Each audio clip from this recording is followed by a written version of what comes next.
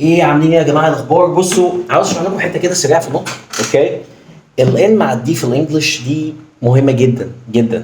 اوكي، مهم جدا مش بس انك تنطقها، انا عاوزك تنطق كده عشان تسمع كده، لانك لو علمت نفسك انك تنطق بشكل اسرع الاستماع بتاعك هيتطور كمان. الان دي في الانجليش دايما الدي بتبقى حاجه اسمها هي مش محذوفه خالص، بس بيبقى اسمها ستوب دي، يعني ما بنطلعش الهواء بتاعها.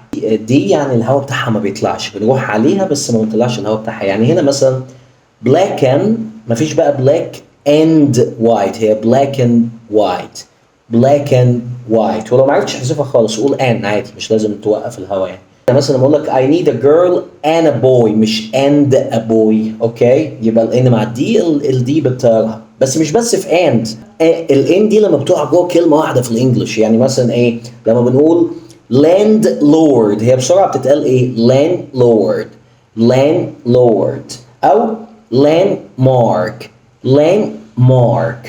او لو كلمه بتنتهي بان دي زي الكلمه اللي في الاخر دي اللي هي بند، اللي هي يتني يعني، وبعدها برضو حرف ثابت. مش كل الحروف ثابته بس اغلبها، مش عاوز ادخلك في قصص دلوقتي، بس عاده لو جاي بعدها حرف ثابت الدي برضو بتبقى ما بتتنطقش. اوكي، خلينا نعتبرها ما بتتنطقش تسهيلا. فبنقول ايه مثلا been made to your will، هو ده مصطلح been made to your will، يعني ايه خليني امشي تبع ارادتك. اما لما اقول لك مثلا you can't bend me your will، انت مش هتمشيني على مزاجك، حاجه زي كده. اوكي، المهم هنا الان انا ما قلتش bend me، انا سمعتني قلتها ازاي been made to your will، been made to your will. يلا سلام.